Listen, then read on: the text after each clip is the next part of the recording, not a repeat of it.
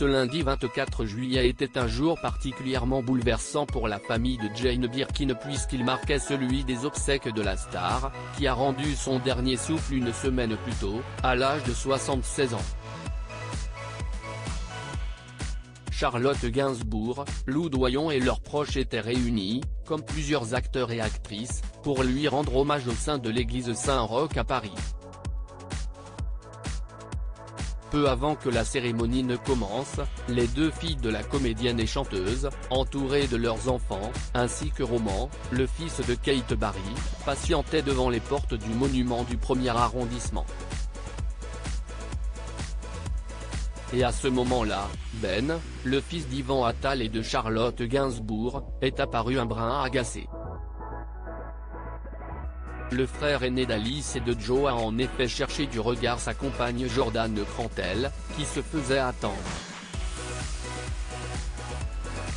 Celle qui est devenue son épouse le 1er juillet dernier était en retard et ce n'est qu'après son arrivée que le jeune homme de 26 ans s'est illuminé.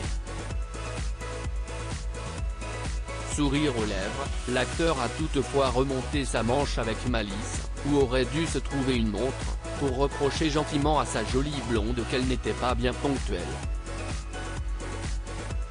Peu après son arrivée, la femme de Ben Attal s'est rapidement éclipsée dans l'église, en laissant son mari auprès de sa mère, de sa tante et de ses sœurs. Il était également entouré de Marlon Jacques Tiger Mitchell, le fils de Lou Doyon, âgé de 21 ans et qui a coupé sa longue chevelure d'antan.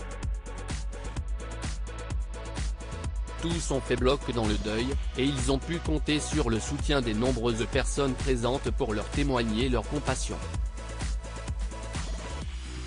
Supérieur à obsèques de Jane Birkin, sa famille et ses proches réunis pour un ultime adieu de fille dévorée par la peine. Lou Doyon, une fois dans l'église, a salué la mémoire de sa défunte mère, lors d'un discours poignant.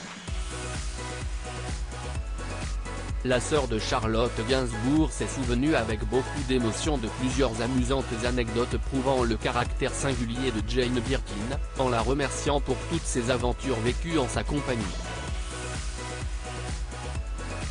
Merci de ne pas avoir été ordinaire, raisonnable ou docile. Ce monde de demain, bien paisible et raisonné, ça m'emmerde déjà, a-t-elle ajouté, le cœur serré. Sa grande sœur quant à elle, en larmes également, a déploré le fait de se retrouver, orpheline. Elle a ensuite évoqué le fait que sa mère a marqué les Français, en devenant presque leur maman tant elle a su rentrer dans leur vie, au fil des années. Article écrit avec la collaboration de 6 Médias Crédit Photo, Jacovi de Cadet Nico.